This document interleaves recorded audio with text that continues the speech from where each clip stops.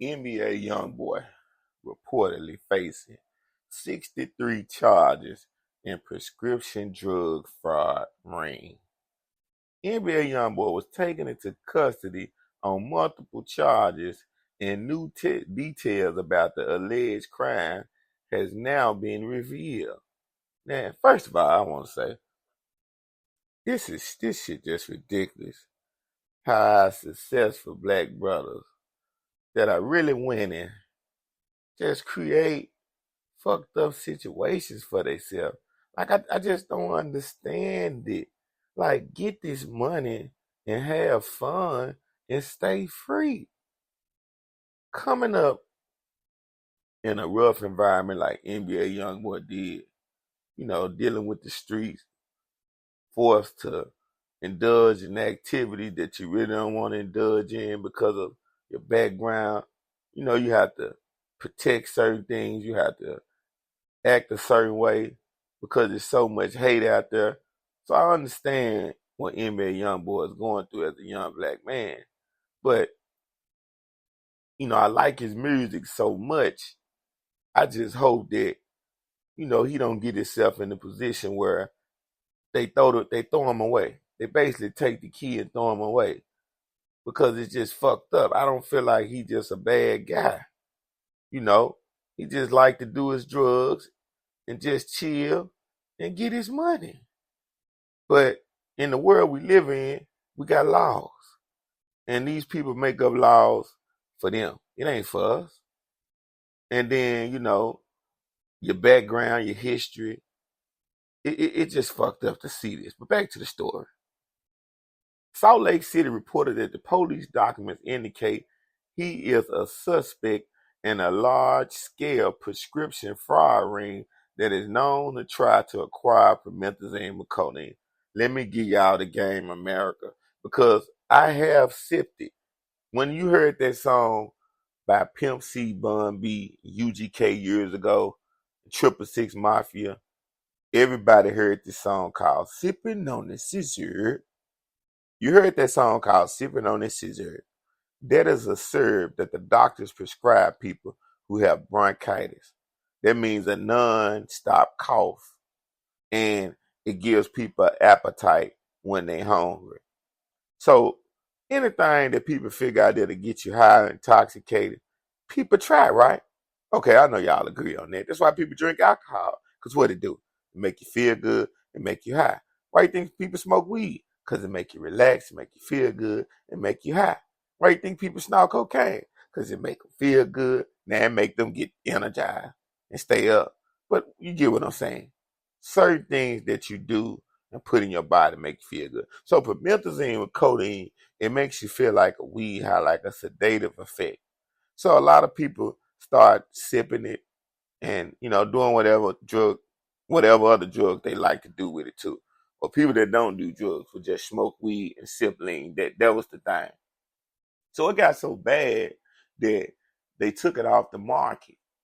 And you can only get a different brand of it now, which is a new brand. The old brand that they had out when they're sipping on the Scissor song came out, that shit will have you sleep and feeling so good. And it tastes so good. It tasted like candy. The new shit is nasty, but it still gives you that sedative effect, that laid back relaxation. But at the end of the day, this is doctor prescribed. So I know what's going on. He likes to sip lean. So a lot of times in the hood, in the black neighborhood, not different other neighborhoods, because I know listeners be listening like, that doesn't go on in my neighborhood. We don't even know anything about promethazine with codeine, buddy. I'm talking specifically in a lot of the black neighborhoods. Uh, people used to sip it like water, but they get a hookup with a doctor or they make up a fake prescription and they go to the pharmacy and they basically get the script busted. You know, running into the right type of employee at the register that isn't paying attention to you. A lot of times they don't call it in, they just type the number in the computer and then give it to you. Sometimes they even got doctors that are cold under the table. They'll just write the prescription up to you. So all it is, they didn't call him with a prescription book that he probably had a bunch of prescriptions to constantly get promethazine so he can have it whenever he wanted. And they trying to make it seem like he running a ring. Listen to what they said, a large-scale prescription fraud ring. That means that he got a bunch of prescriptions that he shouldn't have. And he going to different pharmacies, busting them, getting all the drink he wants. Now, this they say. The police are investigating the Baton Rouge native, real name Kentrell Gaulden, for obtaining drugs under false identities, which they have been watching him since September of 2023. Somebody that snitched on him. One of them niggas he know that ain't shit, that he think is his partner, then snitched on him. This is what, April of 2023. Let's count the months. September, October, November, December, January, February, March, April. They have been watching the man for 8 months, building a case on him. So one of his partners that he probably used to fuck with and hang with, that he cut off, don't give money to no more, that's broke and do drugs like him, but they ain't got the money like Nba Youngboy, they hating on him. And they just snitched and told the folks, and they just started watching them and built the fucking case. Dirty motherfuckers. Instead of saying, damn, this man got a drug problem, let's just lock him up right now. Now they want to build a case. They see he not selling drugs. You know? Now they said, this what would happen. They said someone would call in a prescription under the fake name, or they said or they said a doctor who then unauthorized it. They said they would then go pick it up. They said at one point, one of the people working for Youngboy actually drove to pick up a prescription in his Tahoe that you can see in some of his music videos. That's what I told you. Somebody snitched. Now they said, now how they know one of his partners went and picked it up? He probably be the nigga that snitched.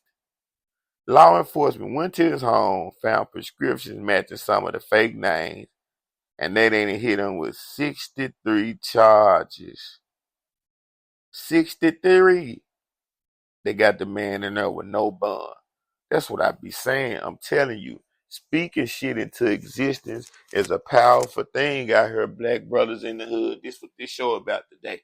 I know everybody in different parts of the world listening, and I love and thankful for all my listeners. I appreciate it. But this is for the black brothers in the hood that made it out in the music and the rap game. They're still trying to be gangsters, and the ones, I said it wrong. They're trying to be gangsters in the wrong way instead of being gangsters, trying to stay out the way and stay free. They letting these fake people that want to see them lose get tricked back into losing. This man fucked up. Before I could finish the story, I was hoping that it wasn't that bad. He threw 63 charges, and he already was going to court for some shit in 2022. That's why he's in Utah. Yeah, with an ankle monitor. He threw. Now, this is a case of when trying to be real and too real with fake niggas and fake black brothers goes wrong. Now, the FBI, Secret Service, SWAT, all these folks kicked this man down. Talking about the Identity Fraud Act. And he in one of the worst states in the world to do that.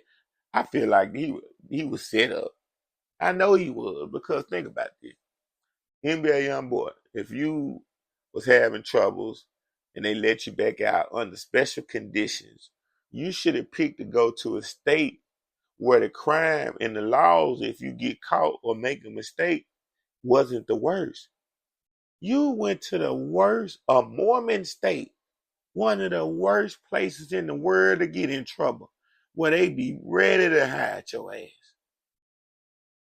Now, he been in Salt Lake City since 2021 after being indicted in Louisiana on charges of a felon and possession of a firearm.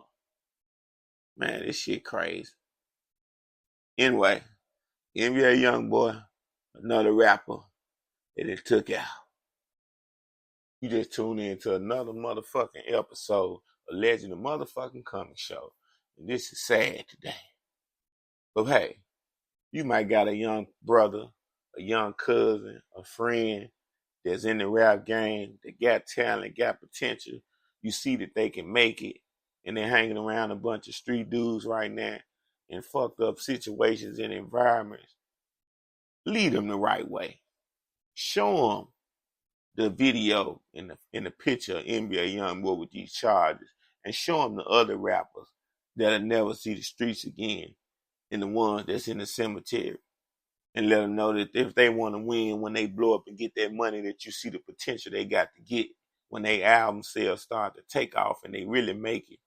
To don't forget that, to don't get caught up, to don't get tricked, to don't get to thinking that you got to keep proving yourself after making out of poverty to financial freedom and taking yourself back to poverty, or never ever seeing the streets again in your life. Until the next time, to the next episode, do something with yourself. Do something with your life. You just might be somebody one day, nigga.